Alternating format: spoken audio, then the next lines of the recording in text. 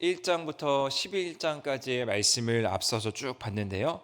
그 나와 있던 내용들을 가나안의 정복한 과정, 또 왕들, 또 정복한 지역을 간략하게 요약하고 있는 부분이 오늘 여호수아 12장 말씀입니다.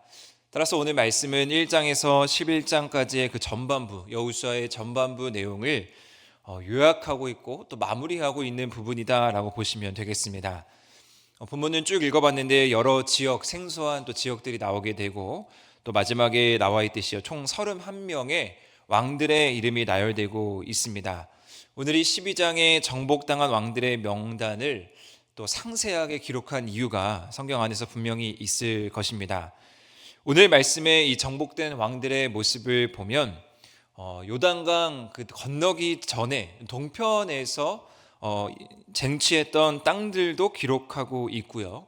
또 가나안을 정복하고 나서 서편에서부터 이제 순서대로 그 전쟁의 순서대로 왕들이 기록되고 있습니다. 여기 나와 있는 이 왕들은 당시에 이제 가나안 통치에 아주 주력하고 있었던 왕들이었을 것입니다.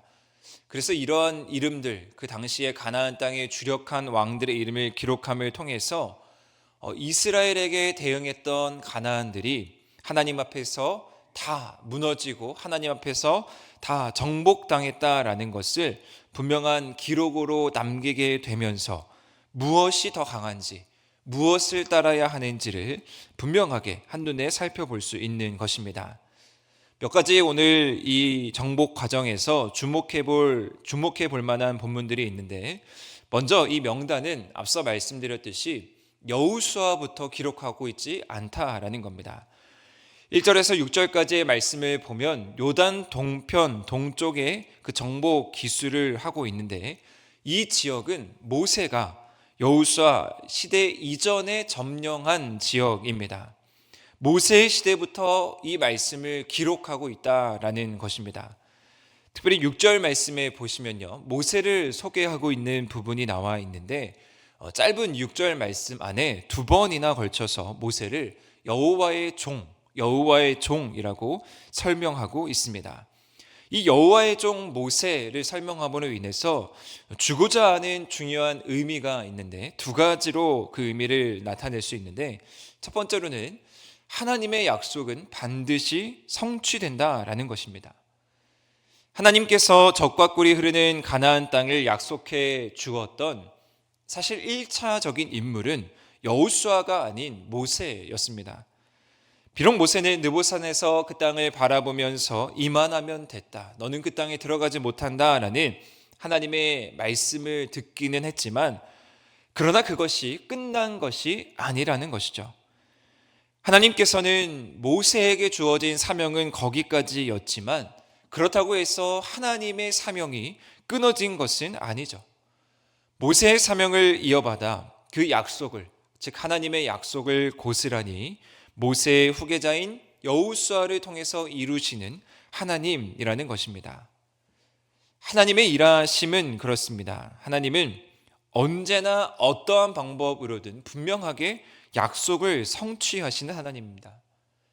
그래서 창세기 말씀부터 아브라함을 부르시고 자손들에게 축복을 명하시고, 항상 하나님을 소개할 때도 아브라함의 하나님, 이삭의 하나님, 야곱의 하나님이라고 소개했습니다.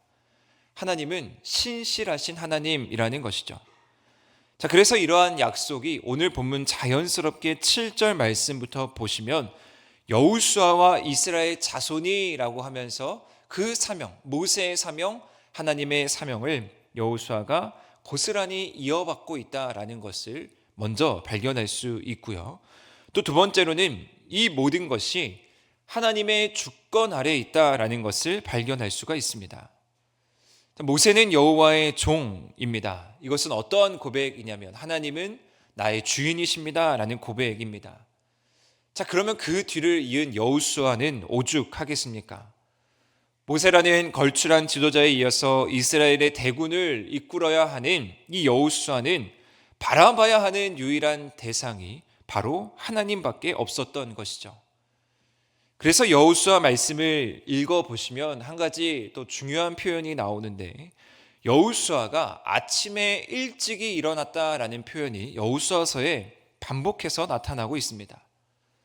왜 여호수아의 기자는 이러한 표현을 굳이 넣었을까요? 여호수아가 아침에 일찍 일어나서 무엇을 했을까? 기도하고 또 기도했을 것입니다. 모세도 또 여호수아도 또 이스라엘 백성들도 하나님 앞에서 종이 되지 않으면, 하나님 앞에서 엎드리지 않으면, 하나님 앞에 굴복하지 않으면 결코 이 가나안 땅을 정복할 수 없다라는 것을 누구보다 잘 알았던 것이죠. 사실 백성들의 입장에서는요, 모세가 지도자이건 여호수아가 지도자이건 누가 지도자인지는 중요하지 않을 수 있습니다.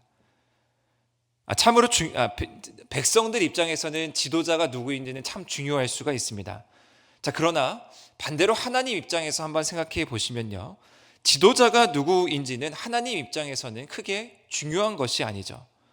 모세이고 또 여호수아이고 또 어떤 사람이 지도자로 세워지던 그들을 운행하시고 그들을 주관하시고 그들을 통해서 역사를 이루시는 주인공은 하나님이시기 때문에 누가 지도자이든 그것은 하나님 입장에서는 중요한 것은 아닙니다. 이스라엘 정복 전쟁을 이렇게 쭉 지금까지 오면서 승리한 비결이 무엇입니까? 그들이 어떻게 더 강해 보였던 그 가나안 세력을 정복할 수 있었습니까? 다른 것이 아니라 순종이었습니다. 내가 하나님의 종입니다. 내가 하나님의 뜻에 순종합니다. 라는 것을 인정할 때 이스라엘 백성들은 승리할 수 있었던 것이죠. 오늘 이 가나안 정복의 땅들, 왕들을 기록하고 있는 목적은 바로 여기에 있습니다. 이스라엘은 그들이 점령한 이 가나안 땅을 정복한 것을 보면서 과연 하나님은 누구이신가? 나에게 하나님은 도대체 어떠한 분이신가? 우리 아버지에게, 우리 민족에게 과연 하나님은 어떠한 분이신가를 깨닫고 또 깨달을 수 있는 것이죠. 사랑하는 성도 여러분, 오늘 우리에게 하나님은 어떠한 분이십니까? 우리 하나님 신실하신 하나님이시죠.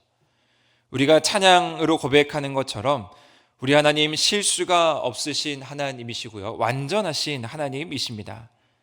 그 모든 뜻은요, 우리를 향한 계획, 우리를 향한 약속을 반드시 이루어 주신다라는 것이 하나님의 속성의 가장 중요한 부분입니다.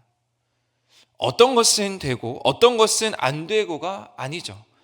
하나님의 입장, 하나님의 계획에서는 단 하나의 오차도 없습니다. 이것이 바로 창조주이신 하나님과 피조물인 우리의 가장 큰 차이이기도 합니다. 그렇기 때문에 우리가 구해야 하는 것은 무엇이냐면요, 날마다 주님의 주권 아래에서 주님의 크신 계획과 그 크신 약속을 구하면서 주님 앞에 엎드릴 수밖에 없는 거죠.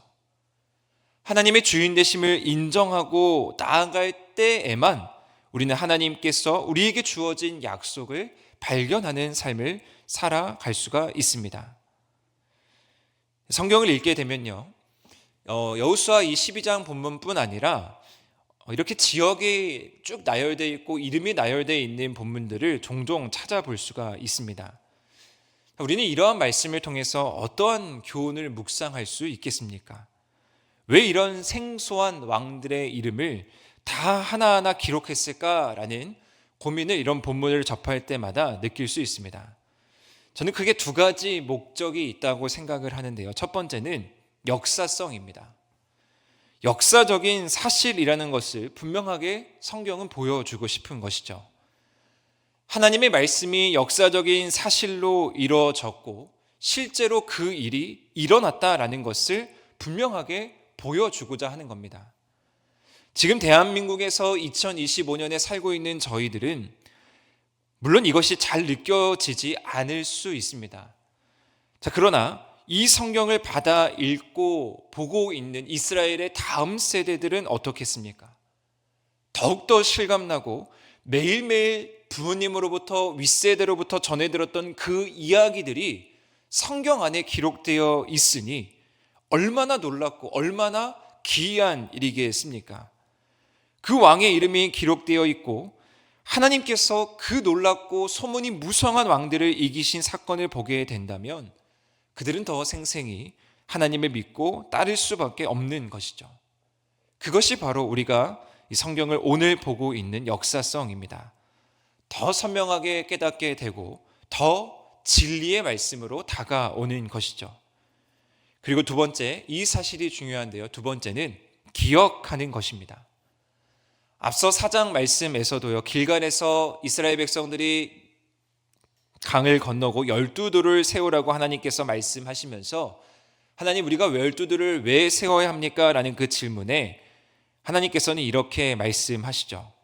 나중에 너희의 자녀들이 아버지, 이 돌들이 무슨 뜻입니까? 라고 묻거든 이 일에 대해서, 출애굽하고 가나안을 정복하는 이 일에 대해서 아주 소상히 설명해 줘라 라고 하나님께서 말씀하시죠. 자, 그런 설명을 통해서 무엇을 전하고자 하는 것입니까? 하나님이 우리 이스라엘 백성들을, 우리를 이끄셨구나. 하나님이 함께 하셨구나. 하나님이 오늘도 보호하셨구나. 그래서 항상 하나님을 경외하게 되고 하나님을 찬양하게 되는 것입니다. 마찬가지입니다. 오늘 본문 여호수아 12장 왕들의 명단을 보면서 하나님을 기억하는 것이죠. 하나님의 도우심으로 말미암아 우리가 이런 전쟁을 이길 수 있었지. 하나님의 은혜로 말미암아 우리가 이런 땅을 정복할 수가 있었지. 그리고 결국 그들은 모여서 이 성경을 펴고 하나님을 경외하고 하나님을 찬양할 수밖에 없습니다. 그래서 한 학자는 이 여호수아 11장은 이렇게 한 문장으로, 한 단어로 요약을 하는데 은혜의 명단이다라고 말하기도 합니다. 사랑하는 성도 여러분, 이스라엘이 정복한 이 왕들, 지역들의 이름을 기록한 것처럼 우리 삶에도 하나님이 베풀어 주신 수많은 은혜의 항목들이 있는 줄 믿습니다. 우리에게 고쳐주신 은혜도 있고, 지켜주신 은혜도 있고, 이끌어주신 은혜도 있고, 응답하신 은혜도 있습니다. 이 은혜를 기억하고 또 우리가 기록할 때에 우리 다음 세대들에게 고스란히 전해질 수 있는 것입니다. 우리에게 주어진 은혜는 그냥 우연이 아니라 하나님께서 약속을 성취하신 것이다 라는 사실을 믿으시고 2025년을 마무리하는 이 12월 우리의 은혜를 다 되돌아보시면서 2026년에는 더 많은 은혜를 베푸실 주님을 찬양하고 더욱더 하나님께 나아가는 우리 하늘의 모든 성도님 되시기를 주님의 이름으로 간절히 축원드립니다.